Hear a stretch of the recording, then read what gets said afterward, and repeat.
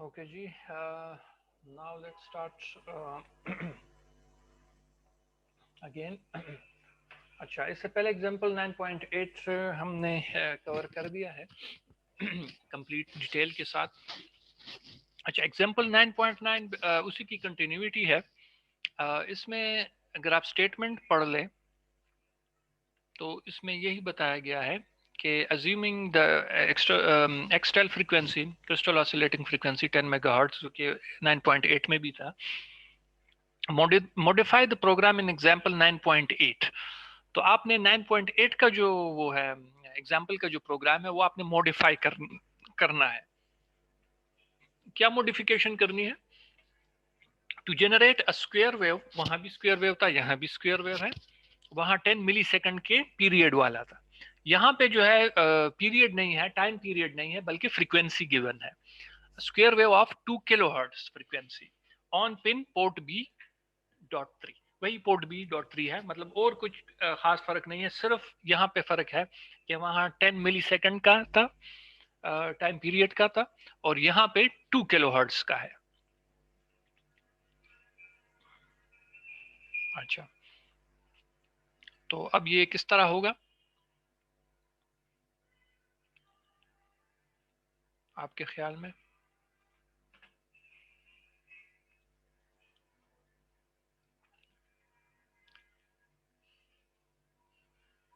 जी, कोई बता सकता है?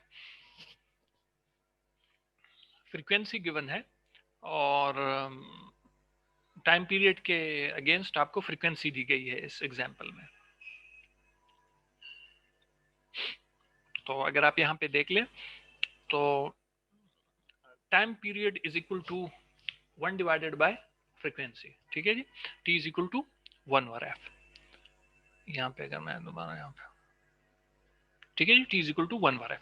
तो आपको गिवन क्या है? फ्रीक्वेंसी है. तो फ्रीक्वेंसी यहाँ पे पुट करें, आपके पास टाइम पीरियड आ जाएगा. वहां पे टाइम पीरियड पहले से गिवन था. ठीक है जी, यहाँ पे टाइम पीरियड गिवन नहीं है बल्कि फ्रीक्वेंसी गिवन है.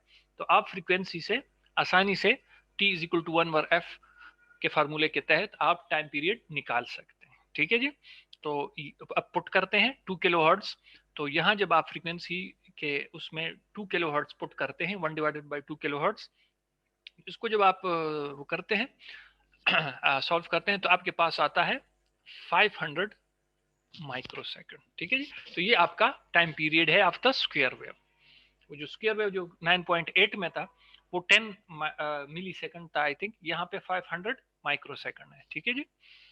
अच्छा, तो बाकी सॉल्व करना तो अब आसान हो गया ना, वही टाइम पीरियड आपके पास आ गया, अब सिर्फ वो वैल्यूज चेंज करनी है. अच्छा, एक और चीज आपने यहाँ पे ख्याल करना है, ये जो स्टेप बी में बताया गया है, जिस तरह वहां पे 10 था और आपने उसको डिवाइडेड बाई 2 किया था ना, 5 मिली सेकंड के लिए हाई, 5 मिली सेकंड के लिए लो, तो यहाँ भी आपने ये 500 माइक्रोसेकंड का है, तो 250 माइक्रोसेकंड का आपके पास हाई पार्ट आएगा, और 250 माइक्रोसेकंड के लिए वो स्क्वायर वेव की लो वाली वो आएगी, पोजीशन आएगी. ठीक है जी, तो इसको भी आपने डिवाइडेड बाई 2 करना है. तो आपने डिले एक्चुअली 250 का माइक्रोसेकंड का बनाना होगा. अच्छा, तो बाकी प्रोसीजर वही है, 250 माइक्रोसेकंड डिवाइडेड बाय 0.4 माइक्रोसेकंड, क्योंकि 0.4 जो है वो 10 मेगाहर्ट्ज से आया है. ठीक है, क्रिस्टल फ्रीक्वेंसी से, time period of one cycle. जब आप ये कैलकुलेट करते हैं सो इट बिकम 625, और जब आप 625 को माइनस करते हैं टोटल वैल्यू से, तो आपके पास बचता है 64,911. इसको जब आप हेक्साडेसिमल में कन्वर्ट करते हैं तो आपके पास ये वैल्यू आ जाती है. तो 8f जो है ये लो बाइट और fd हाई बाइट. तो यहां अगर आप देखें तो ये आ गया, लो बाइट में आपके पास 8f आ गया और हाई बाइट में आपके पास fd आ गया. तो वैल्यूज भी सेट हो गई. बस अब यही वैल्यूज आपने ऊपर प्रोग्राम में वो करनी है. यहाँ पे चेंज सिर्फ यहाँ पे आएगा, ये वैल्यू चेंज हो जाएगी cf, और ये 2c की वैल्यू चेंज हो जाएगी. इनकी जगह पे ये 8f आ जाएगा और fd आ जाएगा, 8f लो में और fd हाई में. बाकी वही पैटर्न है प्रोग्राम का, और कोई चेंजेस नहीं है. ठीक है, तो आपके पास जो डिले बनेगा वो फिर 5 मिली सेकेंड नहीं बनेगा बल्कि 250 माइक्रो सेकेंड का बनेगा। ठीक है जी। सो ये इसका पूरा तरीका था। तो ये अब आप घर में एज एन ठीक है एज ए प्रैक्टिस आप ये कर लें। ये वैल्यूज नहीं जो है ये आप प्रोग्राम में इंसर्ट करके इसको सॉल्व कर लें। अच्छा जी, अब ये इसके अगला जो एग्जांपल है 9.10।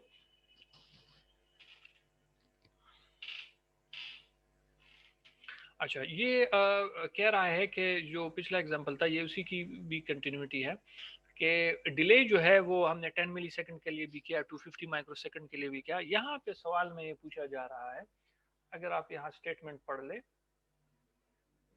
पूरी की पूरी स्टेटमेंट पढ़ ले कि modify low byte and high byte to get the, क्योंकि ये जो आपके पास ज्यादा और कम डिले आता है टाइम पीरियड, ये उन वैल्यूज के वजह से आता है ना। लो बाइट और हाई बाइट की वैल्यूज पे डिपेंड करता है कि आपका डिले कितना बनेगा। तो ये सवाल में पूछा जा रहा है to get the largest time delay possible, मतलब सबसे ज्यादा डिले ये कितना बना सकता है आपके लिए। So find the delay in millisecond in your calculation, exclude the overhead due to the instruction. ठीक है। अच्छा, find the delay in millisecond, milliseconds में आप इसको कैलकुलेट करके बता देंगे। ठीक है। तो मैक्सिमम डिले कितना हो सकता है। मैं जरा पीछे आपको लेके जाऊं उस सवाल की तरफ, यहाँ पे जो हमने वो किया था। अच्छा, यहाँ पे अगर आप देखें 10 मिली सेकंड का वो जो आपने 12,500 आ गया था, फिर आपने उसको माइनस किया तो एक्चुअली ये 53,000 से स्टार्ट हुआ और ये आगे जाके 54,000 5,000 इस तरह काउंटिंग करते करते वो मैक्सिमम वैल्यू तक पहुंचता है। ठीक है। तो ये तो 53,000 से इसने स्टार्ट लिया था ना। तो अगर ये जीरो से स्टार्ट ले और 65,536 से तक जाए तो ये मैक्सिमम जर्नी बनेगी, मैक्सिमम टाइम बनेगा, मैक्सिमम आइट्रेशंस बनेंगी। ठीक है जी। क्योंकि यहाँ हमने 53,000 से स्टार्ट लिया, यहाँ पे हमने 64,000 से स्टार्ट लिया। ये अगला एग्जांपल जो था इसका डिले कम था तो और भी ज्यादा वैल्यू बढ़ गई थी। तो अगर जब आप यहाँ जीरो से स्टार्ट लेते हैं ना तो वो आपका मैक्सिमम डिले बनेगा, क्योंकि जीरो से स्टार्ट होगा तो 0 1 2 3 4 और ये 65,000 तक जाएगा और 536 और वापस जीरो पे आके रुक जाएगा। तो ये मैक्सिमम वो बनती है। ठीक है जी। सो जब आपसे पूछा जाता है कि मैक्सिमम डिले कितना हो सकता है तो आपने फिर अज्यूम करना है जीरोस। ठीक है। वो फिर आपने वैल्यू जीरो ही लगानी होगी। यहाँ पे मैं आपको बताता हूँ कैसे।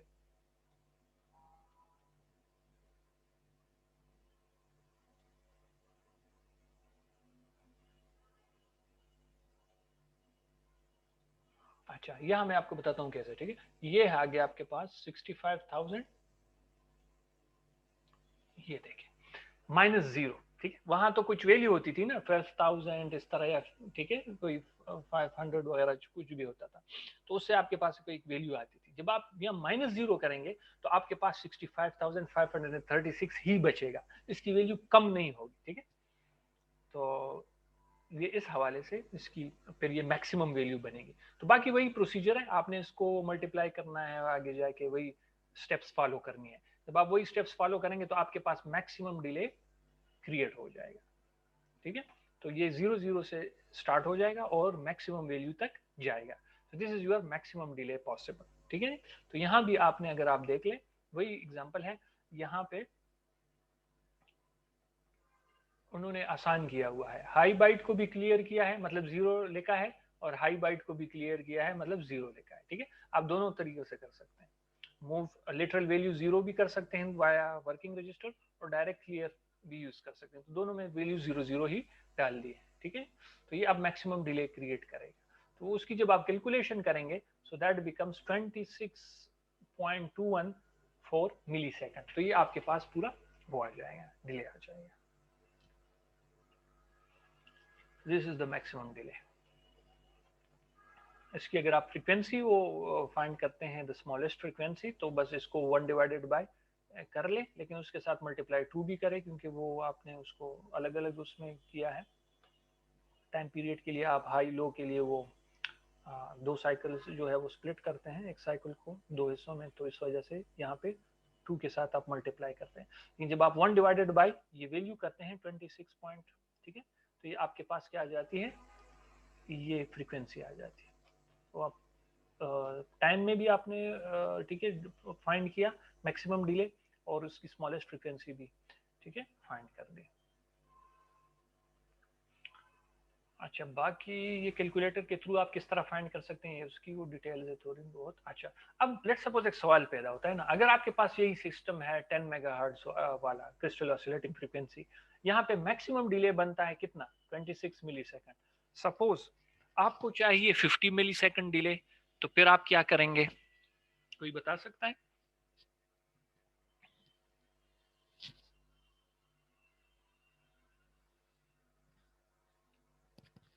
जी, anyone who want to respond?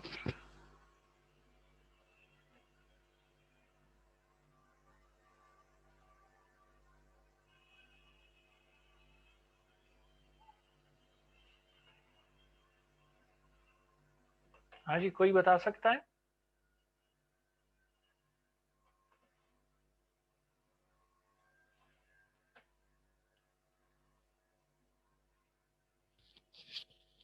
हाँ जी, हेलो,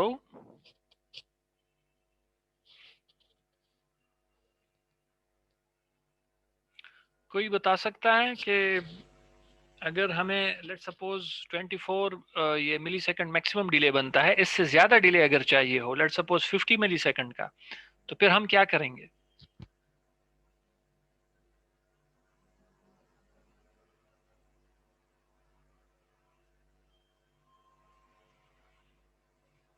चले मैं ही बता देता हूँ।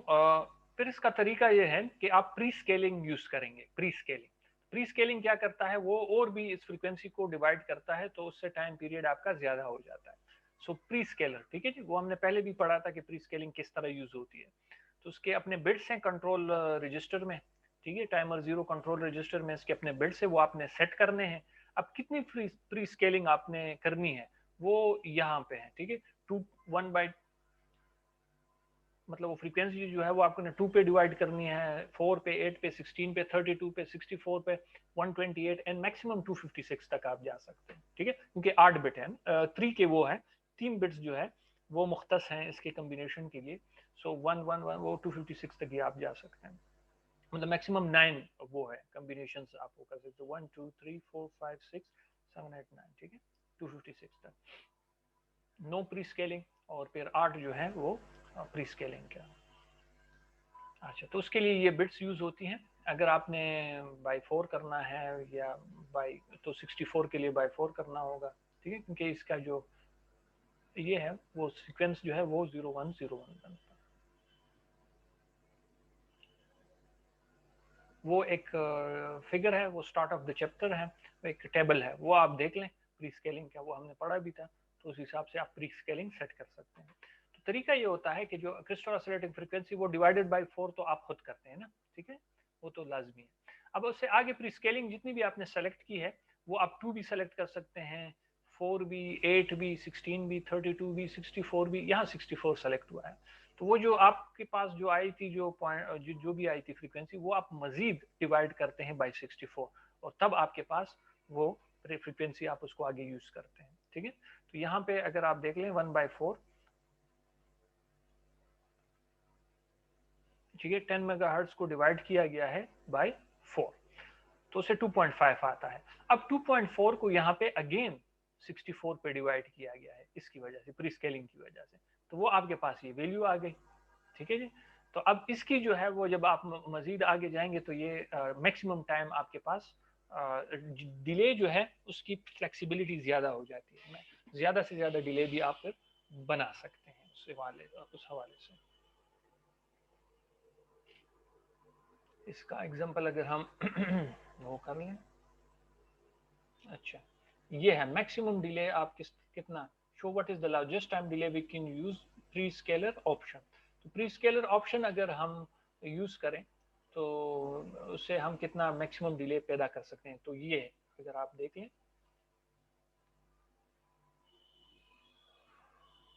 ये देखिए, ये ए वाला पोर्शन,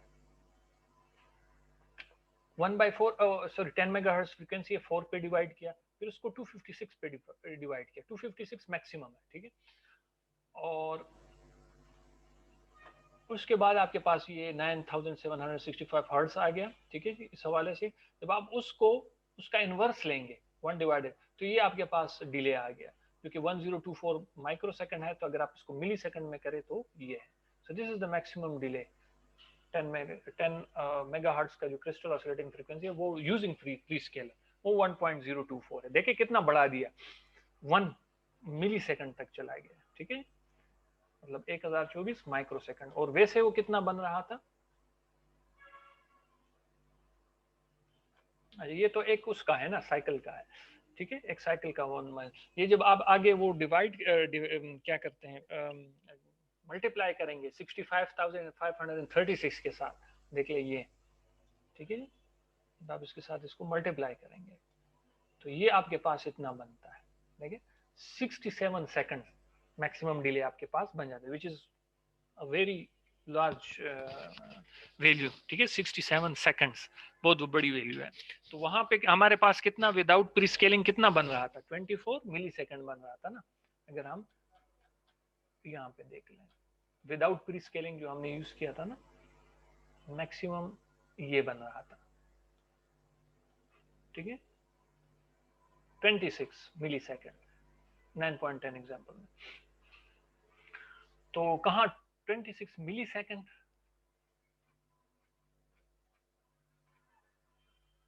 मिली सेकेंड 26, और कहाँ 67 सेकेंड।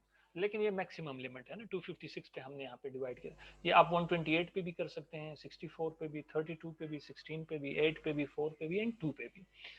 तो ये प्री स्केलिंग की का मतलब वो है यूजेज है कि आपके पास डिले जो है वो बढ़ जाता है, टाइम डिले, आप large amount of delay create कर सकते हैं जब आपको जरूरत होती है। So this is all about pre scaling. यहाँ पे एक एग्जांपल है 9.15, मैं इसको क्विकली कवर करता हूँ, आप फिर घर में जाके इसको स्टडी भी करें और प्रैक्टिस भी करें इस पे। अच्छा, क्वेश्चन में बताया गया है कि assume that crystal oscillating frequency is 10 megahertz, write a program to generate a square wave of 50 hertz। अच्छा, आप आपने स्क्वायर वेव जनरेट करना है, लेकिन टाइम नहीं गिवन, फ्रीक्वेंसी गिवन है। तो फ्रीक्वेंसी से हम टाइम पीरियड निकालेंगे इस वेव का, स्क्वायर वेव का, ऑन पिन पोर्ट B.7। तो 7 जो पिन नंबर 7 है पोर्ट बी का, उस पे हमने वो करना। अच्छा, यहाँ पे बताया गया है कि आपने टाइमर 0 यूज करना है, 16 बिट मोड में यूज करना है, और साथ में आपने प्री स्केलर लाजमी यूज करनी है। एक तो ये है ना कि आपको नहीं बताया गया तो आपकी मर्जी है यूज करते हैं या नहीं, लेकिन जब आपको बता दिया जाता है कि नहीं आपने प्री स्केलर यूज करनी है, क्वेश्चन में बताया जाता है और वैल्यू भी गिवन है कि किस प्रोपोर्शन से आपने वो यूज करना है। सो प्री स्केलर की वैल्यू 128 गिवन है, तो फिर आपने लाजमन उसको फॉलो करना है। अच्छा, so let's come to the solve this question. तो स्टेप ए, सबसे पहला जो है वो फ्रीक्वेंसी जो है तो वो हमने टाइम में शिफ्ट करना है, ठीक है जी। फ्रीक्वेंसी गिवन थी 50 हर्ट्ज, तो 1 divided by 50 hertz is equal to 20 millisecond. तो आपके पास टाइम आ गया 20 millisecond, time period of 1 cycle. अच्छा, अब ये लो हाई दोनों के मजमुआ है ना, तो अब हमने इसको डिवाइडेड बाय 2 करना है ताकि हमारे पास हाई का अलग आ जाए और लो का अलग आ जाए, तो वही डिले हम रिपीट करेंगे। तो 20 को जब आप 2 पे डिवाइड करेंगे तो 10 मिली सेकंड आपके पास ये आ गया, ठीक है। तो हमने 10 मिली सेकंड का डिले एक्चुअली क्रिएट करना है। अच्छा, अब हम ये वैल्यू उठाएंगे डिजायर्ड वैल्यू और उसको डिवाइड करेंगे बाय 0.4 माइक्रोसेकंड। 0.4 आपको मैंने काफी बार बताया था कैसे आया है, 10 मेगाहर्ट्ज के क्रिस्टल फ्रीक्वेंसी से आया है। अच्छा, अब यहाँ पे आपने स्टॉप नहीं करना, अब 10 डिवाइडेड बाय 0.4 तो कर लिया, अब अगेन डिवाइडेड बाय 128। वाई 128? क्योंकि प्री स्केलर यूज हुआ है, ठीक है। तो वो आपके पास आ गया 195 वैल्यू आ गई। अब आपने 195 जो है वो 65,000 से माइनस करना है, उसका जो आंसर है वो 65,341 है। उसको जब आप हेक्सा में कन्वर्ट करते हैं तो ये आपके पास वैल्यू आती है। तो 3D तो आपने लो बाइट और FF हाई बाइट, ठीक है जी। तो स्टेटमेंट सब हम लिखते हैं इंस्ट्रक्शंस। तो first instruction is bit clear file register TRISB तो TRIS रजिस्टर काम ही ये करता है कि ये वो करता है ना, किसी भी पोर्ट को इनपुट या आउटपुट सेट करता है आपके लिए। तो क्लियर और सेट पे वो डिपेंड करता है कि इनपुट हो गया आउटपुट होगा। तो हमने आउटपुट फिक्स करना है क्योंकि हमने वेव जनरेट करना है। इसके साथ हम एक स्क्रीन वगैरह लगाएंगे ताकि हमें डिस्प्ले में नजर आए। तो ये एज एन आउटपुट काम करेगा। तो bit clear file register TRISB, 7, तो ये आपके आउटपुट सेट हो जाएगा। अच्छा, द सेकेंड स्टेटमेंट सेज के 06। अब 06 वैल्यू जो है ये एक्चुअली क्या करता है, कंट्रोल रजिस्टर के लिए जब आप सेटिंग करते हैं तो ये टाइमर 0 हो जाएगा 16 बिट मोड में, इंटरनल क्लॉक सोर्स होगा और 128 प्री स्केलर वैल्यू होगी। ठीक है जी। तो ये 06 उस कॉम्बिनेशन से बना। फिर यही वैल्यू आपने फाइल रजिस्टर T0 कंट्रोल में मूव करनी है। तो जब आप ये मूव करेंगे तो उसकी सेटिंग उस तरह हो जाएगी। अब वो दो वैल्यूज जो है वो जो ऊपर आई थी ना, FF और 3D, तो FF जो है ये वाली, तो FF आपने हाई बाइट और 3D लो बाइट में। तो यहाँ अगर आप देख ले ये 4 स्टेटमेंट्स, तो ये क्या कर रहे हैं, FF वैल्यू को हाई बाइट में, टाइमर 0 के हाई बाइट में, और 3D को टाइमर 0 के लो बाइट में शिफ्ट कर रहे हैं। पहले आप इसे लिटरल वैल्यू वर्किंग रजिस्टर में लेके जाते हैं, फिर वर्किंग रजिस्टर से फाइल रजिस्टर TMR0H में। इसी तरह यहाँ भी हो रहा है। अच्छा, इसके बाद आपने टाइमर 0 इंटरप्ट फ्लैग को क्लियर करना है। क्लियर क्यों करना है वो मैंने आपको बताया था। ठीक है जी। नेक्स्ट आइट्रेशन के लिए आपको ये क्लियर करना होता है क्योंकि जब ये हाई होता है तो वहां पे टाइमर स्टॉप होता है। तो इसको आप पहले क्लियर करें 0 ताकि आपका टाइमर स्टार्ट हो सके। फिर आपने बिट टॉगलिंग करनी है ताकि वेव जनरेट हो 1010, और जो ही आप ये करते हैं तो इसमें डिले नहीं दिया गया, कॉल डिले, मतलब वो सब रूटीन यूज नहीं किया गया है, डायरेक्ट यूज किया गया है। तो आप इस तरह भी ये पॉसिबल है। तो वो बिट टॉगल जब आप करते हैं 1 से 0 बन जाता है या 0 से 1, तो आपने बिट सेट ये, तो टाइमर आपका स्टार्ट हो जाएगा। तो आप बिट सेट फाइल रजिस्टर, तो कंट्रोल रजिस्टर का ये जो टाइमर 0 ऑन बिट है ये आप सेट करते हैं, तो यहाँ से टाइमर आपका स्टार्ट हो जाता है। अब आप कंटिन्यूसली मॉनिटरिंग करते हैं इंटरप्ट फ्लैग की। तो bit test file register skip if set, तो ये स्किप आपने करना है अगर ये सेट हो जाता है, और अगर सेट नहीं होता 0 होता है तो ब्रांच अगेन वापस आता है और इस तरह कंटिन्यूसली मॉनिटर करता है। तो जब तक ये 0 होता है ये लूप चलता रहता है। जब ये 1 हो जाता है, मतलब वो जब 65, ये 341 है ना ये वाला, तो ये 342 343, और ये जब ये 65 ये टच कर जाता है तो ये अगेन 0 पे शिफ्ट हो जाता है। जब 0 पे शिफ्ट हो जाता है तो ये फ्लैग यहाँ पे हाई हो जाता है। जब हाई हो जाता है तो यहाँ पे जो मॉनिटरिंग हो रही है वो कह रहा है कि फिर आपने नेक्स्ट इंस्ट्रक्शन को स्किप करना है। जब वो हाई हो जाता है और जब स्किप करते हैं तो फिर यहाँ पे आप टाइमर को स्टॉप करते हैं, क्योंकि कंट्रोल रजिस्टर का टाइमर 0 ऑन बिट आप क्लियर कर देते हैं। तो आपका जो टाइम डिले है वो भी जनरेट हो चुका होता है इस टाइम तक, और ये आपका वो ऑफ हो जाता है टाइमर। फिर आप क्या करते हैं नेक्स्ट, ये तो हाई था फॉर एग्जांपल, तो अब लो के लिए अब आप ब्रांच हेयर कर देते हैं, यहाँ पे आ जाते हैं। ठीक है, तो दोबारा वैल्यूज लोड हो जाती है। ठीक है, नेक्स्ट 10 कितना डिले है, 10 मिली सेकेंड के लिए। ठीक है, दोबारा डिले हो जाता है, उतनी वैल्यू सेट हो जाती है, दोबारा टॉगलिंग हो जाती है। अगर 1 है हाई है तो लो हो जाता है दोबारा वो। ठीक है, टाइमर चलता है और इस तरह ये पूरा एक वेव आपके लिए कंटिन्यूसली बन चुका था। तो ये थ्रू सब रूटीन भी आप कर सकते हैं जिस तरह 9.8 एग्जांपल में हमने किया था, और विदाउट सब रूटीन जो है अभी 9.15 है, इस तरह भी आप कर सकते हैं। स्क्वायर वेव आप दोनों तरीकों से वो बना सकते हैं। ठीक है जी।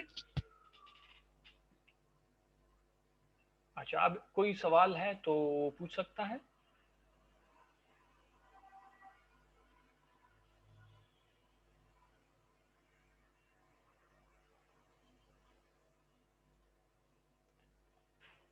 जी, किसी का सवाल है इस क्वेश्चन में तो प्री स्केलिंग के हवाले से, तो वो अभी आप पूछ सकते हैं मुझसे। ठीक है, सर इंशाल्लाह फिर हम इसे रिपीट करेंगे, रिवाइज करेंगे, तो फिर अगर इंशाल्लाह कोई मसला हुआ, फिलहाल तो कोई मसला नहीं है, तो इंशाल्लाह फिर हम आपसे रब्ता करेंगे। ठीक है जी। इंशाल्लाह कल 2 बजे दोबारा हम क्लास लेंगे। और ये जो रिकॉर्डिंग्स है मैं इसकी वो पहले जो सेशन हुआ था उसकी भी रिकॉर्डिंग मैंने बना दी है, अब इसकी भी रिकॉर्डिंग रिकॉर्ड हो जाएगी, तो मैं ये यूट्यूब पे अपलोड कर दूंगा, तो LMS पे भी और आपके ग्रुप्स में भी मैं इसके लिंक्स शेयर कर दूंगा, तो आप यूट्यूब पे भी ये फिर लेक्चर देख सकते हैं आराम से। ठीक है जी। ओके सर, इंशाल्लाह। ओके, तो फिर आज का लेक्चर हम वो करते हैं, स्टॉप करते हैं। तो इंशाल्लाह कल जो है 2 बजे दोबारा हम कल के लेक्चर में नेक्स्ट टॉपिक जो है वो कवर करेंगे। ठीक है जी, टिल देन अल्लाह हाफिज। ठीक है सर। अस्सलाम वालेकुम। वालेकुम।